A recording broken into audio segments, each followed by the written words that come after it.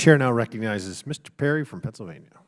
I thank the chairman, thank the witnesses for taking your time to be here today. Mr. Rowe, haven't had a lot of questions, so I'm going to throw a couple to you here, try and make it worth your while, if nothing else. Is ethanol as a vehicle fuel, is it, I'll just ask this, is it currently economically viable? Yeah, thank you for the question, Mr. Perry, through there. Yeah, absolutely. You know, there has not been a direct ethanol subsidy for over 11 years now through that, and through improvements to technology, both in production of our feedstocks and in the improvements of our ethanol plant production practices, continues to extract more value-added products out of the same processes. Okay, so then you would agree, based on that, that it's time we eliminate tax credits, mandatory consumption, and the crop insurance that supports it, right?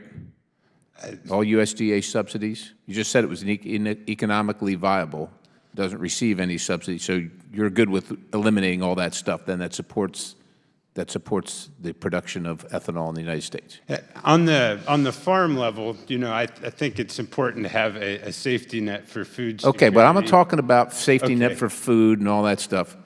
I'm just talking about ethanol being economically viable, and you just agreed with me. So if you agree with me, then you should be good with eliminating all, like, mandated consumption. Federal government mandates everybody in this room, everybody in this country, if they're going to buy gasoline and use it in the United States of America, they're going to buy ethanol, including the stuff that comes from Brazil. Just want to get for the record where you are, because you said it's economically viable. So are we good or not? Yeah, I think you're speaking to the RFS, yeah, I am. Renewable Fuel Standard there. You know, that was a congressional. I know, sir, Mr. Rowe, I know what it was. Yeah. Look, I think we've cleared that up. All right, Mr. Bradbury. Look, I've listened to my colleague on the other side of the aisle, I'm sure well-intended. You know, just as an overarching principle, what in the hell does this government think it has the right, where does it get the right to ban gas stoves, gas vehicles, you know, certain types of clothing? Who are these people? What affords them? Does it come from, you know, I carry this thing around with me. Maybe I'm idealistic or something. It's not a long read, ladies and gentlemen. Constitution of the United States, right here. Tell me, if you can, where in here it says that this government says to me or anybody else, you cannot own that.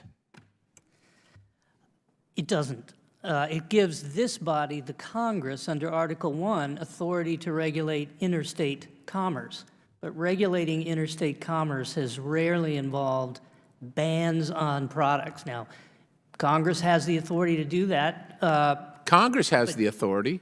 But the administrative state, like the EPA, I think, as the Supreme Court is increasingly making clear, has to show a clear, specific, and express delegation of authority.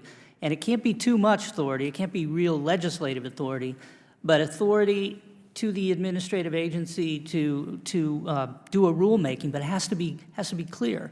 And here, I think what we're seeing across the government, it was mentioned, practically every single department and agency of this government is going well beyond the bounds of the statutes that Congress enacted for them to implement. Many of these statutes date back, like the ones we're talking about here, the Clean Air Act goes back to 1970. Many of these statutes go back to the 70s.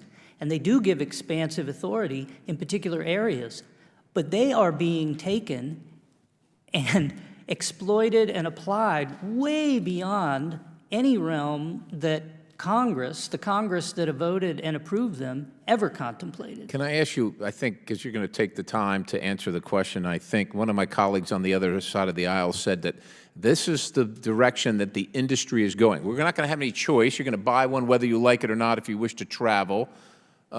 Because that's where the industry is going. Are they going there of their own volition, or are they being coerced to go there through regulatory process and subsidy? Well, they're being told by governments around the world that this is what they have to do. China, European Union, And now the Biden administration, but also Governor Newsom and the California Air Resources Board in California is telling them they have to do this. So they are under compulsion to try to develop these zero-emission vehicles and sell them.